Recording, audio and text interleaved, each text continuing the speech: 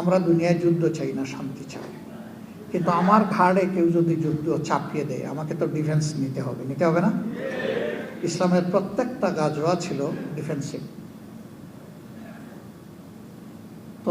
নির্দিষ্ট তথ্যের ভিত্তিতে সংগঠিত হয়েছে। আক্রমণ করা হবে, মাটির সাথে মিশিয়ে দেওয়া। বিশেষ করে খন্দকের যুদ্ধের সময় কি হয়েছিল, ভয়াবহ অবস্থা। মুসলমানদের অস্তিত্ব থাকবে কিনা এটা সেদিন ফয়সালা হয়ে যাওয়ার দিনের মতো অবস্থা হয়েছিল। দুর্বল মানুষেরা বলতে শুরু করেছিল যে আমরা মাঝে মাঝে রোম পারস্য বিজয়ের গল্প শুনি, আল্লাহ নবীকে একটু ইঙ্গিত দিয়ে বলেছিল। এখন তো ঘরে মা বোনদের ইজ্জতেরই নিরাপত্তা নাই, জীবন যাক গেল, কিন্তু এদের কি হবে? সেই রকম একটা সিচুয়েশনে রাসূল করিম সাল্লাল্লাহু আলাইহি ওয়াসাল্লাম কেবলই আল্লাহর উপর ভরসা করেছে এবং পুরা যুদ্ধটা আল্লাহ তাআলা নিজে করে দিলেন। আশ্চর্য!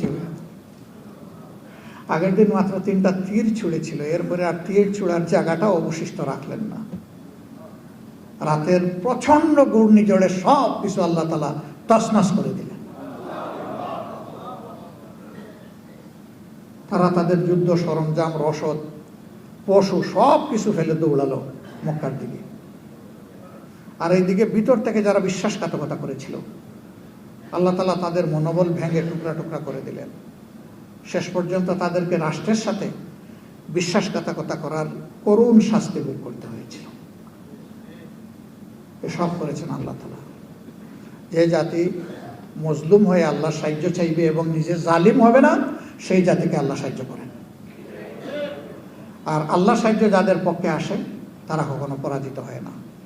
কাম্মিন ফিয়াতিন কালিলাতিন গালাবাত ফিয়াতান কাসীরাতান বিইজনিল্লাহ। কত ছোট ছোট গ্রুপ, সম্প্রদায়, বাহিনী বিশাল বাহিনীর উপর বিজয় হয়েছে আল্লাহর সাহায্যে, বিইজনিল্লাহ। আমরা জামাতে ইসলামের বিজয় চাই না, আমরা মানবতার বিজয় চাই। আর মানবতার প্রোটেক্টর হচ্ছে আল্লাহ তাআলার বিধান। আপনারা হক কথা বলতে গেলে বাধা আসবে, আসুক, জীবন একটা, সেটা যেন হকের উপর থাকে শক্তভাবে। ইনশাল্লাহ পারবো তো? তবে নিজের থেকে কেউ কোনো উস্কানিমূলক বক্তব্য দিয়ে বিশৃঙ্খলা যেন আমরা সৃষ্টি না করি, এটা খেয়াল রাখতে হবে।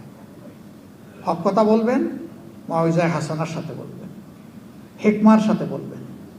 তারপরে যেটা হবে কাবিল তু জামিয়া, সমস্যা নেই ইনশাআল্লাহ তাআলা। আল্লাহ তাআলা সবাইকে ভালো রাখুন, নিজ জায়গায় আমাদেরকে আপন দায়িত্ব পালন করার তৌফিক দিন। মিলেমিশে সমস্ত জাতিকে ধারণ করে, সব ধর্ম, বর্ণ, ভাষা সব কিছুকে সম্মান করে ধারণ করে আমরা যেন একটি মর্যাদাপূর্ণ জাতি গঠন করতে পারি। আল্লাহ তৌফিক দান করুন এবং ইনশাআল্লাহ আমরা পারবো ওই দিন যেদিন আমি পারবো, যেদিন আপনি পারবেন, যেদিন সবাই পারবে। যেদিন নফসের কাছে আমরা পরাজিত হব না, বিজয়ী হব, সেদিন ইনশাআল্লাহ সেই বাংলাদেশ আমরা পাবো ইনশাআল্লাহ।